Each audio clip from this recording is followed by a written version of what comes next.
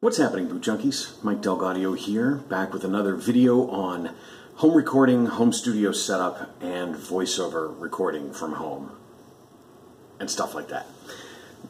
If you've watched any of my other videos, you know that I've used a particular device a lot of different times because I'm in love with this device. If I were starting out with voiceover today, and I said I wanted to be a voiceover artist today, and I don't know what to get. We'll talk about microphones a different time. The thing I want to talk about this time is my Zoom H5. If I were starting out today, knowing what I know now, what device would I buy as my primary interface for voiceover? It would be this thing. I love it. Here's why. I want to talk about the reasons why I think this is the perfect device for starting out. The first thing is it's battery operated, right? So it just runs off AA batteries. Easy to come by. They actually last a fairly long time in this. That's really good. Why is that really good? It's really good because most people, when they're starting out as beginning voice actors, they have their microphone right next to their computer. And that's a recipe for disaster because most computers are loud. They're really loud. They all have these built-in fans, especially if you're also a gamer, and they've got these great big monster 120 millimeter fans in it that blow and blow and blow like a jet engine. It's great for cooling a CPU, but it sucks for voiceover. You need to have it really quiet. Now, you want to have a really nice computer for editing, right? You got to have a piece of equipment that can edit the audio and can make everything sound great and do all the processing and do all the editing. But when you're recording, you don't need to be in front of this device, right? You just need to be in your booth and recording. And that's where this thing comes in. Why? Because it's silent. There's no moving parts in this. It's solid state. So that means you can take this and your microphone, which is back there in my makeshift booth. Did you see me make my makeshift booth here the other day? Because I'm on vacation, so I made my booth, and I have this in it. You can be in your booth. You can be in your booth and recording in silence. You can turn off all of your noise-making things. So if you've got air conditioning, I'll be air conditioning over there blowing like crazy. If you've got a dishwasher or a ceiling fan or anything that's making noise, you can shut all those off. You can even turn your computer off. I said it. You can turn your computer off and just record into this. This thing records into an SD card, 16 gigs. Doesn't even have to be super fast. It will hold tons and tons of audio, and every time you hit record, it creates a new file in a new folder, and you'll be able to retrieve all of your stuff. This thing can go anywhere. It's got 2 XLR inputs, which means you can hook up 2 different microphones, and this microphone bit at the top, you wouldn't use these for voiceover. These are for, like, I don't know, location sound or ambient sound, which is cool. You can go and get sound effects with your mic, but that just attaches right to it. There are different microphone attachments. Shotgun microphone, so if you needed to record something at a distance, you can record with this. And there's also, I don't have one with me, but there's also another part that clicks on that will give you 2 more XLR inputs. So you can actually record 4 different inputs, all with this one device. That's awesome. I love that.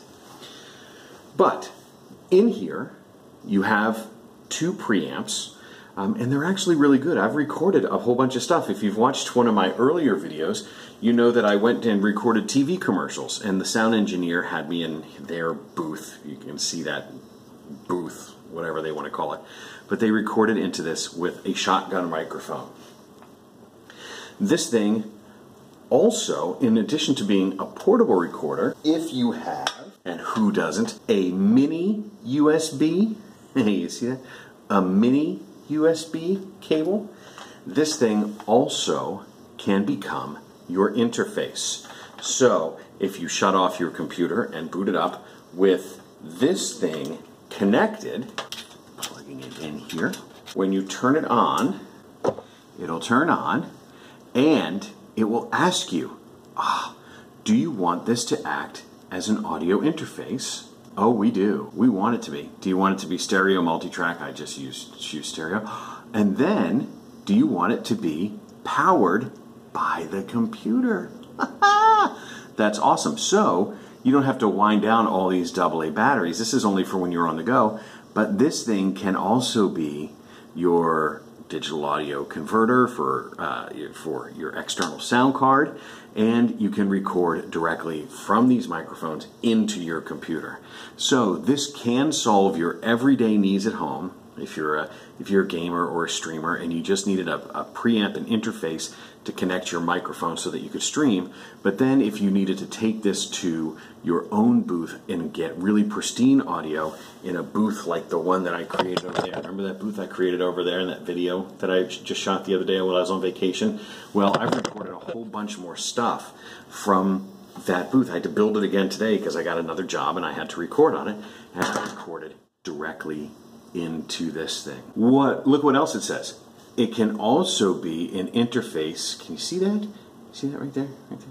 It says you can also be an interface for an iPad. If you have an iPad and a camera connection kit, that plugs in. This is my old iPad, but it can plug right in there.